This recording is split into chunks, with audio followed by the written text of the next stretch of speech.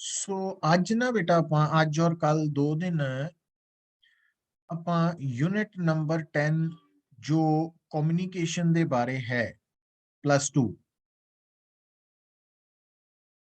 जो कि ਹੁਣ ਸਾਡੇ कंपटीशन ਦਾ ही बेसिकली पार्ट है रेगुलर सिलेबस ਦਾ पार्ट नहीं है सो ਉਹਦੇ ਬਾਰੇ ਗੱਲ ਕਰਾਂਗੇ और इस वीक जो ਤੁਹਾਡਾ ਟੈਸਟ ਕੰਡਕਟ ਕਰਾਂਗੇ ਉਹਦਾ ਸਿਲੇਬਸ ਮੈਂ ਤੁਹਾਨੂੰ ਸੈਂਡ ਕਰਤਾ ਬਾਬੂਤ ਉਹਦੇ ਚ ਸੈਮੀਕੰਡਕਟਰਸ ਦੇ ਬਾਰੇ ਜਿਹੜੇ ਨੂਮੈਰੀਕਲਸ ਹੈ ਉਹ ਆਪਾਂ ਟਰਾਈ ਕਰਾਂਗੇ है ना थर्सडे फ्राइडे में 2 दिन करांगे तो आज 2 दिन आज और कल ਆਪਾਂ कम्युनिकेशन बारे गल करनी है बेटा कम्युनिकेशन ਦਾ मतलब जिस तरह की ਤੁਹਾਨੂੰ ਪਤਾ ਹੀ ਹੈ ਜਦੋਂ ਅਸੀਂ ਕਮਿਊਨੀਕੇਟ ਕਰਦੇ ਹਾਂ ਤਾਂ ਕਿਸੇ ਮੈਸੇਜ ਨੂੰ ट्रांसमिट करते हैं तो कम्युनिकेशन ਦੇ ਵਿੱਚ ਦੋ ਇੰਪੋਰਟੈਂਟ ਪਾਰਟ ਹੁੰਦੇ ਹੈ ट्रांसमीटर एंड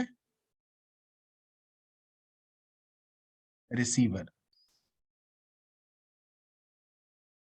और तीसरा इंपॉर्टेंट पार्ट है मैसेज जो असी ट्रांसमिट कर रहे हैं तो हुन बेटा जो मैं आप डायरेक्ट दो आदमी कन्वर्सेशन कर रहे हैं तो उन्हों का मैसेज मेनली साउंड वेव की फॉर्म च है ना आप जो आम लाइफ की गल करते हैं तो जो दो परसन एक दूसरे नाल कम्युनिकेट कर रहे हैं आमने सामने खड़े तो उन्हों का जिहड़ा मैसेज है वो एक तो ऑडियो फॉर्म च है साउंड वेव्स दी दूसरा वीडियो देख के है ना दो तरह नाल असी कम्युनिकेट करते बट ਜਦੋਂ ਅਸੀਂ ਹੁਣ ਇੱਥੇ बेटा कम्युनिकेशन टॉपिक की गल कर रहे हैं तो ये बेसिकली टेलीकम्युनिकेशन है तो टेलीकम्युनिकेशन ਦੇ ਵਿੱਚ ਜਿਹੜਾ ਤੁਹਾਡਾ ਮੈਸੇਜ ਹੈ ਉਸ ਨੂੰ ਅਸੀਂ ਇਲੈਕਟ੍ਰਿਕ ਸਿਗਨਲ ਦੇ ਵਿੱਚ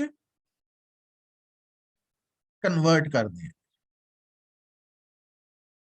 ਇਲੈਕਟ੍ਰੀਕਲ ਸਿਗਨਲ ਦੇ ਵਿੱਚ ਕਨਵਰਟ ਕਰਦੇ ਹਾਂ और फिर ਆਪਾਂ ਉਸ ਸਿਗਨਲ ਤੋਂ ਅਸੀਂ डिफरेंट वेज ਦੇ ਨਾਲ ਉਹਨੂੰ ਕਨਵਰਟ ਕਰਕੇ ਮੋਡੂਲੇਟ ਕਰਕੇ ਉਹਦੀ ਟਰਾਂਸਮਿਸ਼ਨ ਕਰਦੇ ਆ ਤਾਂ ਉਹਨੂੰ ਆਪਾਂ ਸੈਪਰੇਟਲੀ ਡਿਸਕਸ ਕਰਨਾ ਵਾ ਪਰ ਕਮਿਊਨੀਕੇਸ਼ਨ ਦੇ ਵਿੱਚ ਤੁਹਾਡੇ ਸਾਹਮਣੇ ਪੁੱਤਰ ਕੁਝ ਬੇਸਿਕ ਟਰਮਸ ਆਣਗੀਆਂ ਜੋ ਕਿ ਤੁਹਾਡੇ ਮਾਈਂਡ ਦੇ ਵਿੱਚ ਹੋਣੀਆਂ ਜ਼ਰੂਰੀ ਹੈ ਜਿੱਦਾਂ ਕਿ ਪੁੱਤਰ ट्रांसड्यूसर टर्म है तो ट्रांसड्यूसर बेसिकली एक डिवाइस है जो वन फॉर्म ऑफ एनर्जी नु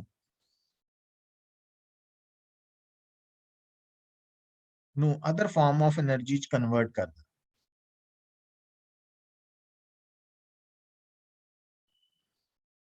ट्रांसड्यूसर हुण जिस तरह तुहाडे सामने जिहड़ा स्पीकर है वो ट्रांसड्यूसर है क्योंकि वो इलैक्ट्रिकल सिग्नल नु साउंड च कन्वर्ट कर रहा है जो थोड़ी स्क्रीन है वो इलैक्ट्रिकल सिग्नल नु बेटा वीडियो सिग्नल च कन्वर्ट कर रही है या जो माइक्रोफोन है वो मेरी आवाज नु इलैक्ट्रिकल सिग्नल च कन्वर्ट कर रहा है तो ट्रांसड्यूसर वो डिवाइस है जो एक फॉर्म ऑफ एनर्जी नु अदर फॉर्म ऑफ एनर्जी च कन्वर्ट करता है तो ट्रांसड्यूसर दे विच माइक्रोफोन भी है ना स्क्रीन भी आ गई देन स्पीकर भी है तो वो ट्रांसड्यूसर दे अंडर आ जाए फिर बेटा जदों तुसी इस कम्युनिकेशन की गल करोगे थोड़े सामने कुछ टर्म्स जिहड़ियां बेसिक आनगियां तो अटेनुएशन तो अटेनुएशन का मतलब है कि जदों सिग्नल ट्रांसमिट हुंदा ना बेटा तो जिस तरह वो अगे वधदा वा उहदी एनर्जी घटदी जाती है तो इस करके उसनूं असीं अटेनुएशन बोलते हैं so attenuation means decrease in energy और फिर उस तो बाद तुहाडे सामने एक टर्म आएगी उन्होंने असीं कहांगे एम्पलीफायर तो एम्पलीफायर का काम है जो सिग्नल है उसनूं एनर्जी प्रोवाइड करनी ताकि वो अपने वापस इनिशियल स्टेट च आ जाए ठीक है तो जदों आपां मान लो ह्यूमन बीइंग्स है अगर असीं एक तो दूजी जगह ਜਾ ਰਹੇ ਹਾਂ ਤਾਂ ਅਸੀਂ ਟਰੈਵਲ ਕਰਦੇ ਹੋਏ ਥੱਕ ਜਾਂਦੇ ਹਾਂ। ਤੋ ਥਕਾਵਟ ਨੂੰ ਦੂਰ ਕਰਨ ਲਈ ਆਪਾਂ ਬ੍ਰੇਕਫਾਸਟ ਹਨਾ, ਲੰਚ ਡਿਨਰ ਕਰਦੇ ਆ, ਖਾਣੇ ਪੀਣੇ ਆ, ਰੈਸਟ ਕਰਦੇ ਆ, ਤਾਂ ਉਹ ਅਸੀਂ ਆਪਣੇ ਆਪ ਨੂੰ ਐਂਪਲੀਫਾਈ ਕਰਦੇ ਹਾਂ, ਹਨਾ, ਆਪਣੀ એનર્ਜੀ ਨੂੰ ਰੀਗੇਨ ਕਰ ਰਹੇ ਹਾਂ। ਸੋ ਅਟੈਨੂਏਸ਼ਨ ਤੋਂ ਬਾਅਦ ਐਂਪਲੀਫਾਇਰ ਦਾ ਕਨਸੈਪਟ ਮਾਈਂਡ 'ਚ ਰੱਖਣਾ ਵਾ ਤੁਸੀਂ। ਫਿਰ ਬੇਟਾ ਇਸੇ ਗੱਲ ਨੂੰ ਰਿਪੀਟਰ, तो रिपीटर भी बेसिकली एक तरह के एंपलीफायर्स ही है जिहड़ी कि सिग्नल की स्ट्रेंथ नु इंक्रीज करते हैं, सेम चीज ही है, बस थोड़ा जिहा फर्क ये हो सकता कि जिहड़ा एंपलीफायर है ना, इहदे विच की हुंदा कि जिस सिग्नल की स्ट्रेंथ नु असीं इंक्रीज कर रहे हैं, तो before amplification and after amplification same signal हुंदा, सेम फ्रीक्वेंसी का, बट रिपीटर दे विच आफ्टर एंपलीफिकेशन जिहड़ा सिग्नल है ਉਹਦੀ फ्रीक्वेंसी पहले नालों अलग हो सकती है, डिफर कर सकती है। तो ये कंसैप्ट मतलब ਇਹਦੇ ਚ ਕੋਈ ਜ਼ਿਆਦਾ ਡੈਪਥ ਚ ਜਾਣ ਦੀ ਨਹੀਂ ਲੋੜ ਆਪਾਂ ਨੂੰ ਇਸ ਸਟੇਜ 'ਚ, ਬਸ ਇਹ ਯਾਦ ਹੋਣਾ ਚਾਹੀਦਾ ਰਿਪੀਟਰ ਵੀ ਇੱਕ ਤਰ੍ਹਾਂ ਦਾ ਐਂਪਲੀਫਾਇਰ ਹੈ, ਬਟ ਉਹ ਨਾਲ ਦੀ ਨਾਲ ਸਿਗਨਲ ਦੀ ਫ੍ਰੀਕੁਐਂਸੀ ਨੂੰ ਵੀ ਚੇਂਜ ਕਰ ਸਕਦਾ। ਇਸ ਤੋਂ ਇਲਾਵਾ ਜਦੋਂ ਅਸੀਂ ਬੇਟਾ ਯੂਜ਼ ਕਰਦੇ ਹਾਂ ਟਰਮ, ਇਹਦੇ ਵਿੱਚ ਉਹ ਆਏਗੀ मॉड्यूलेटर, डीमॉड्यूलेटर।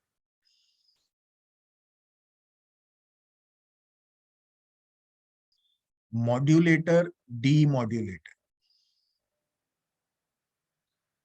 तो देखो पुत्र, गल नूं समझो हुण, अगर आपां इस गल नूं समझण दे लई अपनी खुद दी एग्जाम्पल लैने आ कि अगर मान लो असी अपने घर तो घर दे नजदीक मार्केट जाना वा, तां असी ईवन पैदल भी जा सकते हैं ना, ऑन फुट तुर के भी जा सकते हैं। पर जे मान लो असी अपने घर तो सपोज जलंधर तो दिल्ली जाना वा, तो फिर नो डाउट आप जान नूं तां दिल्ली जा सकते हैं तुर के भी, पर वो एक प्रोसैस है जिहदे च टाइम भी काफी कंज्यूम होएगा, एनर्जी भी काफी वेस्ट होएगी। तो इहदे लई असीं की करदे आ कि अगर असीं ज्यादा दूर जाना वा तां प्रैक्टिकली असीं की करदे आ, तुसीं कोई कार, बस, ट्रेन, एरोप्लेन, हैलीकॉप्टर तो वो हायर कर सकते हैं ना, तुसीं वो लैके जा सकते हैं। तो हुण जदों तुसीं काफी दूर जाण दे लई सपोज ट्रेन दे अंदर बैठ गए, ਤਾਂ ਹੁਣ ਉਸ ਤੋਂ ਬਾਅਦ ट्रेन ਦਾ ਜ਼ੋਰ ਲੱਗੇਗਾ ਮੇਨਲੀ, है ना। ਤਾਂ ਜਦੋਂ ਤੁਸੀਂ ट्रेन ਦੇ ਵਿੱਚ ਬੈਠ ਗਏ ਜਾਂ ਕਾਰ 'ਚ ਬੈਠ ਗਏ ਜਾਂ ਹੈਲੀਕਾਪਟਰ 'ਚ ਬੈਠ ਗਏ ਦਿੱਲੀ ਜਾਣ ਲਈ, ਤਾਂ ਉਹ ਪ੍ਰੋਸੈਸ ਜਿਹੜਾ ਵਾ, ਉਹ ਬੈਠਣ ਦਾ ਪ੍ਰੋਸੈਸ ਜਿਹੜਾ ਓਵਰਲੈਪਿੰਗ ਦਾ ਪ੍ਰੋਸੈਸ ਹੈ, ट्रेन ਦੇ ਅੰਦਰ ਬੋਰਡਿੰਗ ਦਾ ਪ੍ਰੋਸੈਸ ਹੈ। तो ਜਦੋਂ ਆਪਾਂ ट्रेन 'ਚ ਬੈਠ ਗਏ ਤਾਂ ਉਹ ਅਸੀਂ ਕਵਾਂਗੇ ਮੋਡੂਲੇਸ਼ਨ ਹੋ ਗਈ, ਮੋਡੂਲੇਸ਼ਨ ਹੋ ਗਈ। ਔਰ ਜਦੋਂ ਦਿੱਲੀ ਪਹੁੰਚ ਕੇ ਅਸੀਂ ਮੰਨ ਲਓ ਕਿਸੇ ਦੇ ਘਰ ਜਾਣਾ ਸੀ, ਇਨਵਾਈਟਡ ਸੀ ਅਸੀਂ, ਤਾਂ ਅਸੀਂ ਉੱਥੋਂ ਫਿਰ ਟ੍ਰੇਨ ਤੋਂ ਉਤਰਾਂਗੇ ਨੀਚੇ। ਤੇ ਜਦੋਂ ਟ੍ਰੇਨ ਤੋਂ ਨੀਚੇ ਉਤਰਾਂਗੇ ਉਹ ਹੈ ਡੀਮੋਡੂਲੇਸ਼ਨ, दैट इज ਡੀਮੋਡੂਲੇਸ਼ਨ। तो ਹੁੰਦਾ ਕੀ ਹੈ ਬੇਟਾ, ਹੁਣ ਇਸ ਗੱਲ ਨੂੰ ਸਮਝੋ। ਦੇਖੋ ਐਕਚੁਅਲੀ ਜਦੋਂ ਅਸੀਂ ਗੱਲ ਕਰਦੇ ਹਾਂ ਕਾਰ ਦੀ, ਬੱਸ ਦੀ, ਟ੍ਰੇਨ ਦੀ, ਹਨਾ, ਤੇ ਉਹਨੂੰ ਅਸੀਂ ਆਪਣੇ ਨਾਲ ਹਿਊਮਨ ਬੀਇੰਗ ਨਾਲ ਜੋੜਦੇ ਹਾਂ, ਤਾਂ ਜਿਹੜਾ ਹਿਊਮਨ ਹੈ उसकी एनर्जी इन्हां दे कंपैरेटिवली, कार, बस, ट्रेन, एरोप्लेन, है ना, इन्हां दे कंपैरेटिवली काफी घट है, ठीक है। तो इस करके ह्यूमन दा काफी दूर तक जाना एक मुश्किल प्रोसैस है, और उन्होंने आसान बनाने दे लई जिहड़ा ह्यूमन बीइंग है वो कार, बस, ट्रेन, है ना, मोटरसाइकिल, साइकिल, तो इहदी हेल्प लैंदा वा। तो हुण पुत्तर तुसी किदां समझना कि जिहड़ा कम्युनिकेशन दे विच पार्ट है जिन्हों असी कहने हैं सिग्नल, मैसेज, वो एक लो फ्रीक्वेंसी सिग्नल है, एक लो फ्रीक्वेंसी सिग्नल है। लो फ्रीक्वेंसी का मतलब लैसर एनर्जी, घट एनर्जी। तो अगर ਆਪਾਂ सिग्नल ਨੂੰ डायरेक्टली ट्रांसमिट करते हैं ਤਾਂ ਉਹ सिग्नल ज्यादा दूर तक नहीं जा पाएगा। ਇਸ ਕਰਕੇ ਅਸੀਂ ਕੀ ਕਰਦੇ ਆ, ਜਿੱਦਾਂ ਅਸੀਂ ਹਿਊਮਨ ਬੀਇੰਗ ਆਪਣੀ ਜ਼ਿੰਦਗੀ 'ਚ ਦੂਰ ਜਾਣ ਲਈ ਕਾਰ, ਬੱਸ, ਟ੍ਰੇਨ ਦੀ ਹੈਲਪ ਲੈ ਰਹੇ ਆ, ਤਾਂ ਉਦਾਂ ਹੀ ਬੇਟਾ ਅਸੀਂ ਸਿਗਨਲ ਨੂੰ, ਜੋ ਕਿ ਲੋ ਫ੍ਰੀਕੁਐਂਸੀ ਹੈ ਮੈਸੇਜ, तो उसਨੂੰ दूर तक भेजन दे ਲਈ ਅਸੀਂ very high frequency waves use ਕਰਦੇ ਹਾਂ। ਇਹ ਜਿਹੜੀਆਂ very high frequency waves ਹੈ, तो अगर ਆਪਾਂ ਇਹਨਾਂ ਦੇ ਵਿੱਚ ਕੰਸੀਡਰ ਕਰੀਏ ਤਾਂ ਉਹ ਰੇਡੀਓ ਵੇਵਸ ਵੀ ਹੋ ਸਕਦੀਆਂ, ਉਹ ਮਾਈਕ੍ਰੋਵੇਵਸ ਵੀ ਹੋ ਸਕਦੀਆਂ, ਉਹ ਲਾਈਟ ਵੀ ਹੋ ਸਕਦੀ ਹੈ। तो ਇਹ ਜਿਹੜੀਆਂ ਹਾਈ ਫ੍ਰੀਕੁਐਂਸੀ ਵੇਵਸ ਹੈ, ਇਹਨਾਂ ਨੂੰ ਅਸੀਂ ਜਨਰਲੀ ਕੀ ਯੂਜ਼ ਕਰਾਂਗੇ, ਕੈਰੀਅਰ ਵੇਵਸ। ਕੈਰੀਅਰ ਵੇਵਸ, तो ये ਜਿਹੜੀਆਂ मैं नाम बोले आ पुत्र, रेडियो वेव्स, माइक्रोवेव्स, लाइट, तो ਇਹਨੂੰ ਇਦਾਂ ਸਮਝੋ ਵੀ ਇਹ ਕਾਰ, ਬੱਸ, ਟ੍ਰੇਨ ਵਾਲਾ ਰੋਲ ਪਲੇ ਕਰਨਗੀਆਂ, ਤੇ ਜਿਹੜਾ ਸਿਗਨਲ ਹੈ, ਮੈਸੇਜ ਹੈ, ਉਹ ਹਿਊਮਨ ਵਾਲਾ ਰੋਲ ਪਲੇ ਕਰੇਗਾ। तो ਕਾਫੀ ਦੂਰ ਜਾਣ ਲਈ ਜਿੱਦਾਂ ਅਸੀਂ ਟ੍ਰੇਨ 'ਚ ਚੜ ਗਏ ਜਾਂ ਨਾ ਬੱਸ 'ਚ ਚੜ ਗਏ, ਉਹ ਮੋਡੂਲੇਸ਼ਨ ਹੈ। ਉਸੇ ਤਰ੍ਹਾਂ ਨਾਲ ਜਦੋਂ ਮੈਸੇਜ ਨੂੰ very high frequency carrier waves ਦੇ ਉੱਪਰ ਸੁਪਰ ਇੰਪੋਜ਼ ਕਰਦੇ ਆ, ਤਾਂ ਉਸ ਪ੍ਰੋਸੈਸ ਨੂੰ ਕਹਿੰਦੇ ਆ ਮੋਡੂਲੇਸ਼ਨ। ਔਰ ਜਿਹੜਾ ਡਿਵਾਈਸ ਮੋਡੂਲੇਸ਼ਨ ਕਰਵਾਉਂਦਾ ਵਾ ਉਹਨੂੰ ਅਸੀਂ ਕਹਿ ਦਿੰਦੇ ਆ ਮੋਡਿਊਲੇਟਰ। ਔਰ ਜਦੋਂ ਆਪਾਂ ਕਹਿੰਦੇ ਆ ਕਿ ਅਸੀਂ ਦਿੱਲੀ ਪਹੁੰਚ ਕੇ ਟ੍ਰੇਨ ਤੋਂ ਉਤਰ ਕੇ ਹੀ ਪਹੁੰਚਾਂਗੇ ਰਿਸ਼ਤੇਦਾਰ ਦੇ ਘਰ, ਤਾਂ ਉਹ ਹੈ ਡੀਮੋਡੂਲੇਸ਼ਨ। तो इसी तरह नाल बेटा ਜਦੋਂ ਤੁਹਾਡਾ ਸਿਗਨਲ ਕੈਰੀਅਰ ਵੇਵ ਦੇ ਉੱਪਰ ਹੈ ਨਾ ਅਸੀਂ ਸੁਪਰ ਇੰਪੋਜ਼ ਕਰਤਾ, ਤਾਂ ਕੈਰੀਅਰ ਵੇਵ ਉਹਨੂੰ ਲੈ ਕੇ ਡੈਸਟੀਨੇਸ਼ਨ ਦੀ ਤਰਫ ਜਾ ਰਹੀ ਹੈ, ਤਾਂ ਰਿਸੀਵਰ ਐਂਡ ਤੇ ਪਹੁੰਚ ਕੇ ਉਹ ਜਿਹੜਾ ਤੁਹਾਡਾ ਸਿਗਨਲ ਹੈ ਉਹਨੂੰ ਅਸੀਂ ਕੈਰੀਅਰ ਵੇਵ ਤੋਂ ਅਲੱਗ ਕਰ ਲੈਂਦੇ ਹਾਂ। ਉਸ ਪ੍ਰੋਸੈਸ ਨੂੰ ਅਸੀਂ ਬੇਟਾ ਬੋਲਦੇ ਹਾਂ ਡੀਮੋਡੂਲੇਸ਼ਨ। ਔਰ ਉਸ ਪ੍ਰੋਸੈਸ ਨੂੰ ਕਰਨ ਵਾਲਾ ਜਿਹੜਾ ਡਿਵਾਈਸ ਹੈ, that is known as ਡੀਮੋਡੂਲੇਟਰ, ਉਹਨੂੰ ਡੀਮੋਡੂਲੇਟਰ ਕਹਿ ਦਿੰਦੇ ਹਾਂ। तो मॉड्यूलेटर, डीमॉड्यूलेटर, ये टर्म्स ਤੁਹਾਨੂੰ ਪਤਾ ਹੋਣੀਆਂ ਚਾਹੀਦੀਆਂ। ਕੁਝ ਆਈਡੀਆ ਹੋ ਰਿਹਾ ਪੁੱਤਰ ਅਰਸ਼ੀਆ ਗਰ?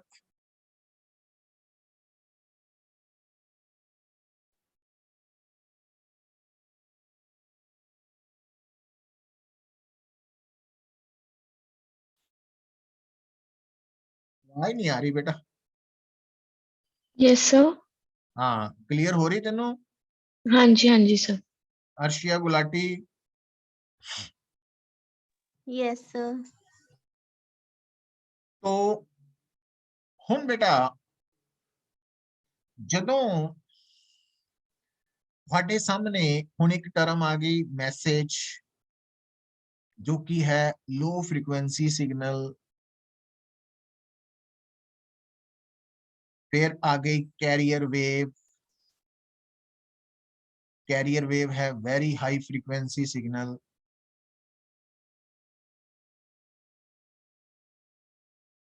या वेव। तो ਜਦੋਂ ਅਸੀਂ ਮੈਸੇਜ ਨੂੰ ਕੈਰੀਅਰ ਵੇਵ ਨਾਲ ਮਿਲਾ ਦਿੰਨੇ ਆ, ਸੁਪਰ ਇੰਪੋਜ਼ ਕਰ ਦਿੰਨੇ ਆ, ਉਹ ਮੋਡੂਲੇਸ਼ਨ ਹੈ। ਤੇ ਜਦੋਂ ਅਸੀਂ ਮੈਸੇਜ ਨੂੰ ਕੈਰੀਅਰ ਵੇਵ ਤੋਂ ਸੈਪਰੇਟ ਕਰ ਦਿੰਨੇ ਆ, ਤਾਂ ਉਹ ਡੀਮੋਡੂਲੇਸ਼ਨ ਹੈ। तो ਜਿਹੜੀ ਮੋਡੂਲੇਸ਼ਨ ਹੈ ਨਾ ਪੁੱਤ, ਉਹ ਵੀ ਡਿਫਰੈਂਟ ਤਰ੍ਹਾਂ ਦੀ ਹੈ। ਜਿੱਦਾਂ ਕਿ ਅਸੀਂ ਐਂਪਲੀਟਿਊਡ ਮੋਡੂਲੇਸ਼ਨ, दूसरी फ्रीक्वेंसी मॉड्यूलेशन है ना, FM। तो ਤੁਸੀਂ ਆਮ ਤੌਰ ਤੇ ਜੋ ਅੱਜ ਕੱਲ ਕਾਰਸ ਹੈ ਉਹਨਾਂ ਦੇ ਵਿੱਚ FM ਬੈਂਡ ਅਸੀਂ ਸੁਣਦੇ ਆ ਨਾ, म्यूजिक ਸੁਣਦੇ ਆ FM, तो फ्रीक्वेंसी मॉड्यूलेशन कंसेप्ट यूज होया होते है ना। तो एम्पलीट्यूड मॉड्यूलेशन वाली बैंड भी है, बट वो ਆਪਾਂ ਰੇਅਰਲੀ ਹੀ ਸੁਣਦੇ ਆ ਕਾਰ 'ਚ। तो FM बैंड ਅੱਜਕੱਲ ਜ਼ਿਆਦਾ ਚੱਲਦੇ ਆ ਨਾ, तो ਉੱਥੇ ਜਿਹੜਾ ਸਿਗਨਲ ਤੁਹਾਡੇ ਤੱਕ ਆ ਰਿਹਾ ਮੈਸੇਜ, ਉਹ ਫ੍ਰੀਕੁਐਂਸੀ ਮੋਡੂਲੇਸ਼ਨ ਤੋਂ ਬਾਅਦ ਆ ਰਿਹਾ ਨਾ। ਔਰ ਇਸ ਤੋਂ ਇਲਾਵਾ ਥਰਡ फेज मॉड्यूलेशन भी है, बट ਆਪਾਂ मेनली एम्पलीट्यूड और फेज फ्रीक्वेंसी मॉड्यूलेशन ਤੇ ਹੀ ਸਟਿਕ ਕਰਨਾ ਵਾ। ਇਹ ਦੋ ਇੰਪੋਰਟੈਂਟ ਐਸਪੈਕਟ ਹੈ ਸਾਡੇ, ਹੈ ਨਾ, ਇਹਦੇ ਬਿਹਾਫ ਤੇ ਨੂਮੈਰੀਕਲ ਆ ਸਕਦਾ ਸਾਨੂੰ। तो ਹੁਣ बेटा फिर इथे एक टर्म आएगी बैंडविड्थ। ਹੁਣ ਬੈਂਡਵਿਡਥ ਜਿਹੜਾ ਟਰਮ ਹੈ ਉਹ ਤੁਸੀਂ ਕਮਿਊਨੀਕੇਸ਼ਨ ਦੇ ਫੀਲਡ ਦੇ ਵਿੱਚ ਉਹਦੇ ਨਾਲ ਤੁਸੀਂ ਥੋੜਾ ਫੈਮੀਲੀਅਰ ਹੋਵੋਗੇ, ਕਿਉਂਕਿ ਜਦੋਂ ਅਸੀਂ ਕਹਿ ਦਿੰਦੇ ਆ ਕਿ ਆਪਟੀਕਲ ਫਾਈਬਰ ਹੈ, ਇਸ ਦੀ ਬੈਂਡਵਿਡਥ ਜ਼ਿਆਦਾ ਵਾ, तो बैंडविड्थ ਨੂੰ ਤੁਸੀਂ ਇੱਕ ਤਰ੍ਹਾਂ ਨਾਲ ਆਪਣੇ ਲਈ ਕੀ ਦੇਖਣਾ ਇੱਥੇ, ਮਤਲਬ ਕਮਿਊਨੀਕੇਸ਼ਨ ਚ ਤਾਂ बैंडविड्थ ਦਾ ਮਤਲਬ ਹੈ frequency range, available frequency range,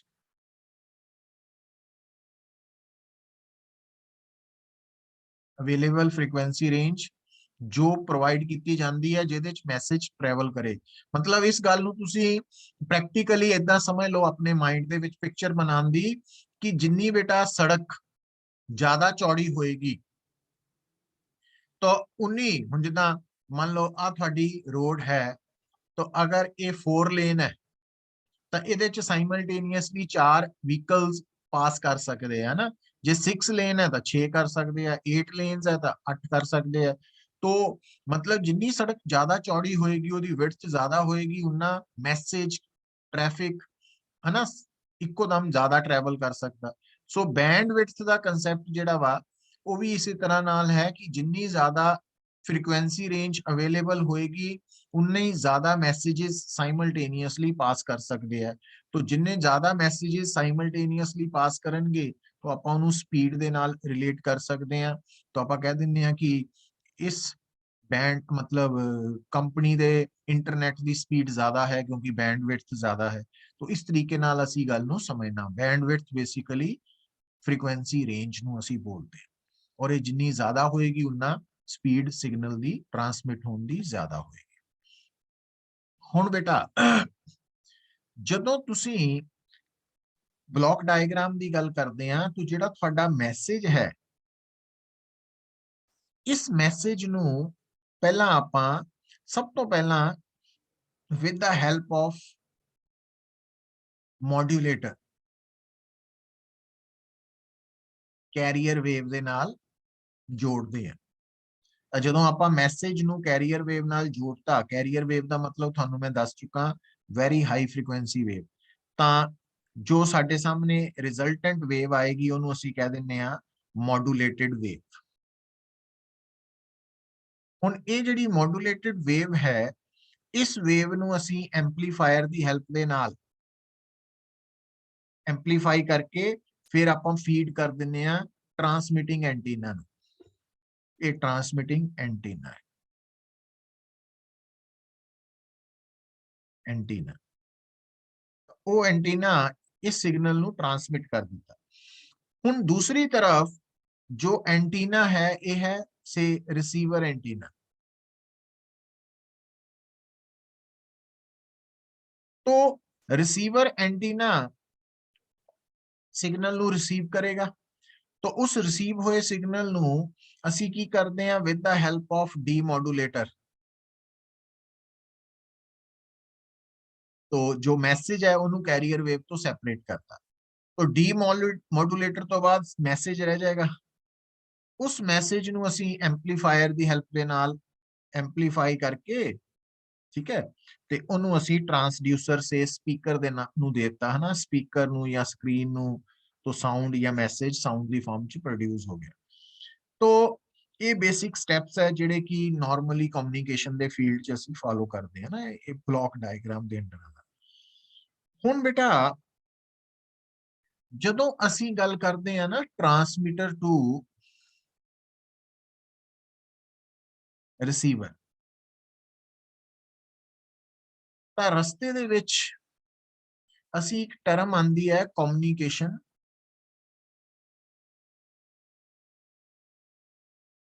channel. ਜਿਹੜਾ ਕਮਿਊਨੀਕੇਸ਼ਨ ਚੈਨਲ ਹੈ तो इनू असी दो तरह नाल डिस्कस करते हैं बेटा, एक कह दिने आ गाइडेड मीडियम, एक है अनगाइडेड मीडियम।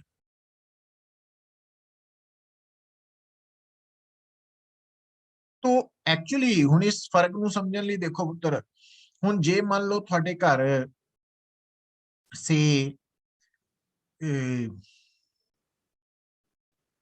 केबल टीवी है ना, ਤਾਂ ਤੁਸੀਂ ਕੀ ਨੋਟ ਕਰਦੇ ਆ ਕਿ ਉਹ ਜਿਹੜੀ ਕੇਬਲ ਵਾਇਰ ਹੈ ਉਹਦੇ ਥਰੂ ਜਿਹੜਾ ਸਿਗਨਲ ਹੈ ਉਹ ਟਰੈਵਲ ਕਰ ਰਿਹਾ, ਮਤਲਬ ਉਹ ਜਿਹੜਾ ਉਹ ਕੇਬਲ ਵਾਇਰ ਜਿਹੜੀ ਆ ਉਹ ਇੱਕ ਗਾਈਡਡ ਮੀਡੀਅਮ ਹੈ, ਉਹ ਗਾਈਡ ਕਰ ਰਹੀ ਹੈ ਮੈਸੇਜ ਨੂੰ, ਸਿਗਨਲ ਨੂੰ ਕਿਸ ਡਾਇਰੈਕਸ਼ਨ 'ਚ ਜਾਣਾ ਵਾ ਔਰ ਕਿਸ ਤਰਫ ਜਾਣਾ ਵਾ।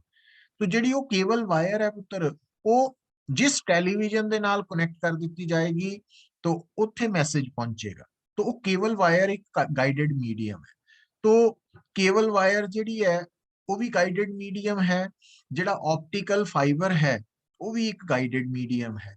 तो ਕੇਬਲ ਵਾਇਰ ਦੇ ਵਿੱਚ ਜਿਹੜੀ ਕੈਰੀਅਰ ਵੇਵ ਹੈ ਉਹ ਮੇਨਲੀ ਰੇਡੀਓ ਵੇਵ ਹੈ, ਜਦ ਕਿ ਗਾਈਡਡ ਮੀਡੀਅਮ ਦੇ ਵਿੱਚ ਜਦੋਂ ਆਪਾਂ ਆਪਟੀਕਲ ਫਾਈਬਰ ਦੀ ਗੱਲ ਕਰਦੇ ਹਾਂ ਤਾਂ ਫਿਰ ਕੈਰੀਅਰ ਵੇਵ ਲਾਈਟ ਹੁੰਦੀ ਹੈ।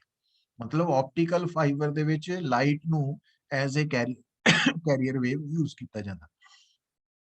ਤੇ ਅਨਗਾਈਡਡ ਮੀਡੀਅਮ ਦਾ ਮਤਲਬ ਹੈ ਓਪਨ ਸਪੇਸ। तो ਹੁਣ ਦੇਖੋ ਬੇਟਾ, ਜਿਸ ਤਰ੍ਹਾਂ ਤੁਸੀਂ ਛੱਤ ਦੇ ਉੱਪਰ ਸਪੋਜ਼ ਐਂਟੀਨਾ ਲਗਾਇਆ ਹੋਇਆ, तो ਉਹ ਐਂਟੀਨਾ ਸੈਟੇਲਾਈਟਸ ਤੋਂ ਆ ਰਹੇ ਮੈਸੇਜ ਨੂੰ ਡਾਇਰੈਕਟਲੀ ਇੰਟਰਸੈਪਟ ਕਰ ਰਿਹਾ, ਮਤਲਬ ਉਹ ਜਿਹੜਾ ਸੈਟੇਲਾਈਟ ਤੋਂ ਮੈਸੇਜ ਤੁਹਾਡੇ ਛੱਤ ਦੇ ਉੱਪਰ ਲੱਗੇ ਐਂਟੀਨਾ ਤੇ ਪਹੁੰਚ ਰਿਹਾ, ਉਹ ਥਰੂ ਸਪੇਸ ਆ ਰਿਹਾ। ਸਪੇਸ ਅਨਗਾਈਡਡ ਮੀਡੀਅਮ ਹੈ, ਮਤਲਬ ਉਹਦੇ ਵਿੱਚ ਮੈਸੇਜ ਹਰ ਡਾਇਰੈਕਸ਼ਨ 'ਚ ਐਕਸਪੈਂਡ ਕਰ ਰਿਹਾ, ਸਪਰੈਡ ਆਊਟ ਹੋ ਰਿਹਾ, तो ਉਹ ਗਾਈਡਡ ਮੀਡੀਅਮ ਨਹੀਂ ਹੈ। तो ਇਹ ਦੋ ਤਰ੍ਹਾਂ ਨਾਲ ਸਮਝਣੀ ਹੈ। ਗਾਈਡਡ ਮੀਡੀਅਮ ਦੇ ਵਿੱਚ ਕੇਬਲ ਵਾਇਰ ਵੀ ਹੈ, ਗਾਈਡਡ ਮੀਡੀਅਮ 'ਚ ਆਪਟੀਕਲ ਫਾਈਬਰ ਵੀ ਹੈ, ਇਹ ਗਾਈਡਡ ਮੀਡੀਅਮ ਹੈ। ਅਨਗਾਈਡਡ ਮੀਡੀਅਮ ਓਪਨ ਸਪੇਸ ਹੈ, ਸਕਾਈ ਜਿਹਨੂੰ ਕਹਿ ਦਿੰਦੇ ਆ, ਸੋ ਉਹ ਆ ਜਾਏਗਾ। ਫॉलो कर रहे हैं बेटा? Yes sir. ਹੁਣ ਦੇਖੋ, ਹੁਣ ਬੇਟਾ ਜਿਹੜਾ ਨੈਕਸਟ ਪੁਆਇੰਟ ਤੁਸੀਂ ਸਮਝਣਾ ਹੈ ਉਹ ਕੀ ਹੈ ਕਿ ਜਦੋਂ ਅਸੀਂ ਪ੍ਰੋਪੋਗੇਸ਼ਨ ਆਫ ਵੇਵ ਦੀ ਗੱਲ ਕਰਦੇ ਹਾਂ ਔਰ ਇਹ ਆਪਾਂ ਅਨਗਾਈਡਡ ਮੀਡੀਅਮ ਦੀ ਗੱਲ ਕਰ ਰਹੇ ਹਾਂ।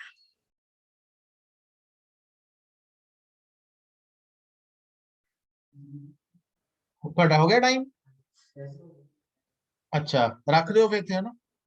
ਤੇ ਆਪਣਾ ਅਗਲਾ ਟੈਸਟ ਕੱਲ ਜਾਂ ਪਰਸੋਂ ਰੱਖਾਂਗੇ, ਉਹ ਮੈਂ ਅੱਜ ਦੱਸ ਦਾਂਗਾ ਕਲਾਸ 'ਚ।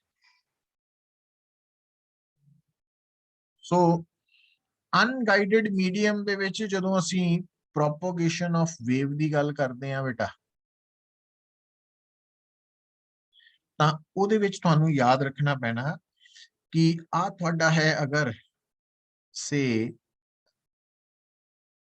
ट्रांसमीटर एंटीना और से आ है थोड़ा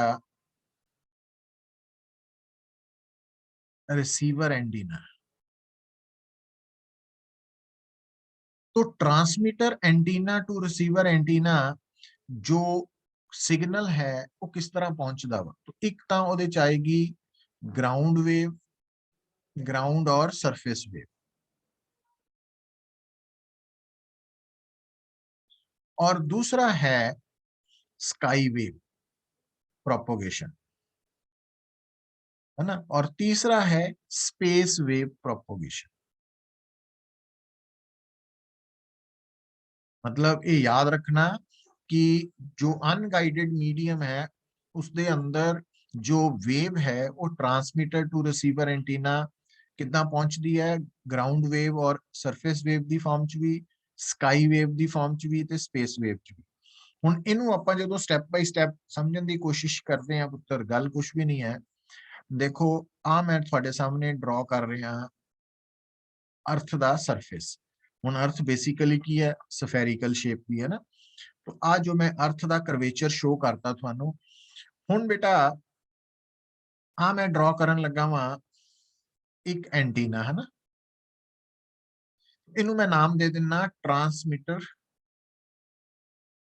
एंटीना दा।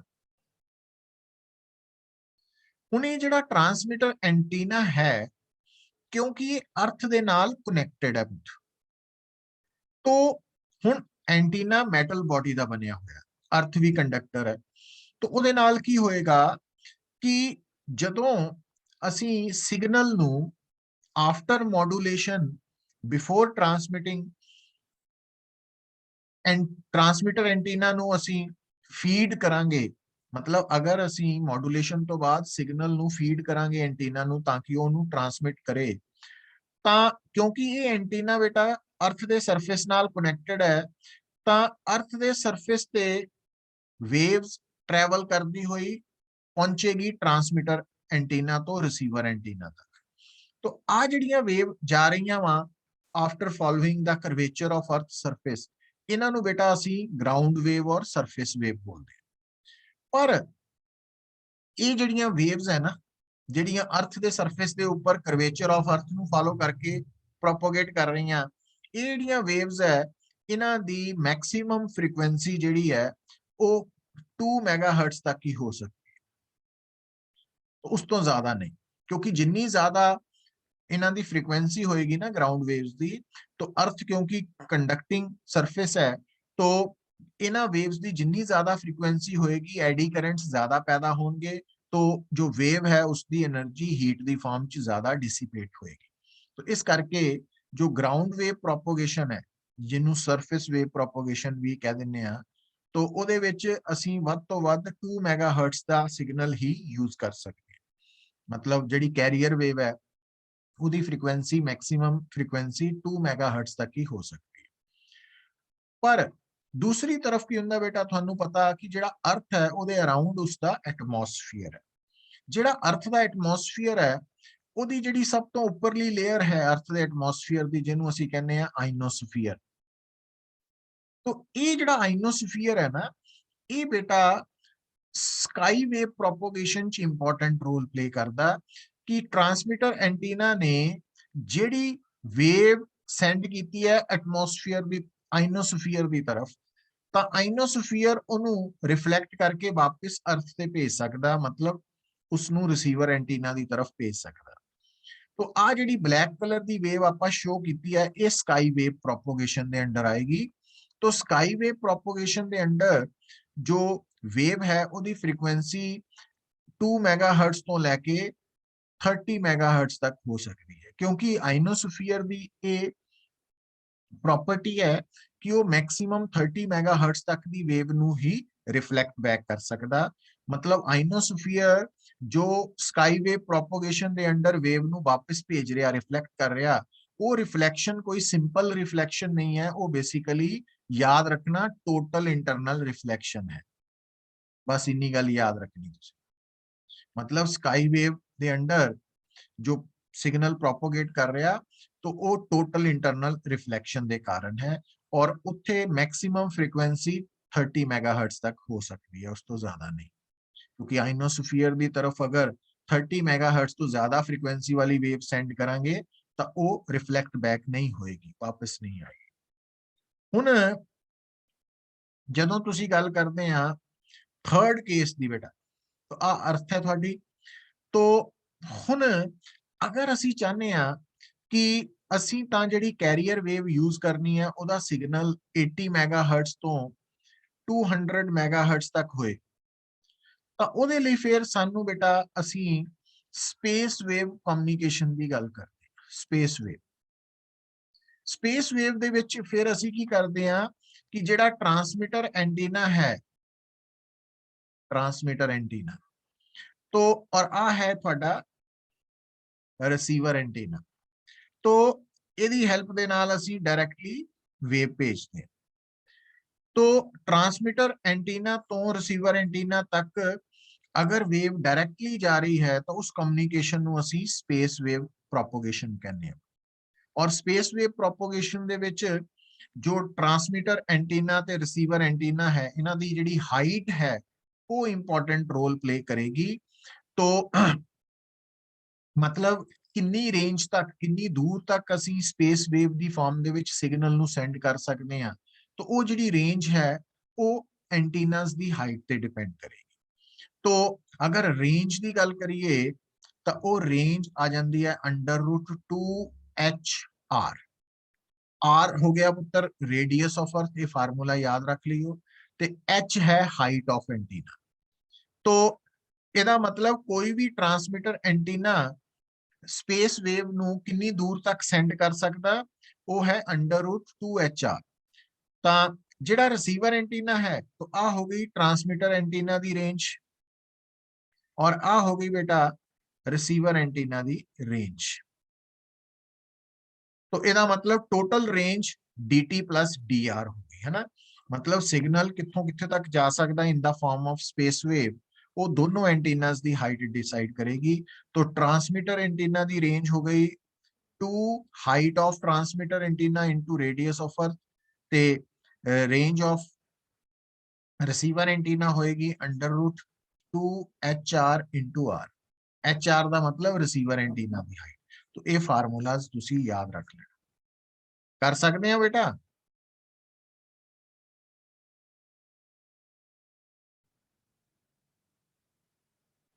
Arshia, Garg, Yes, sir.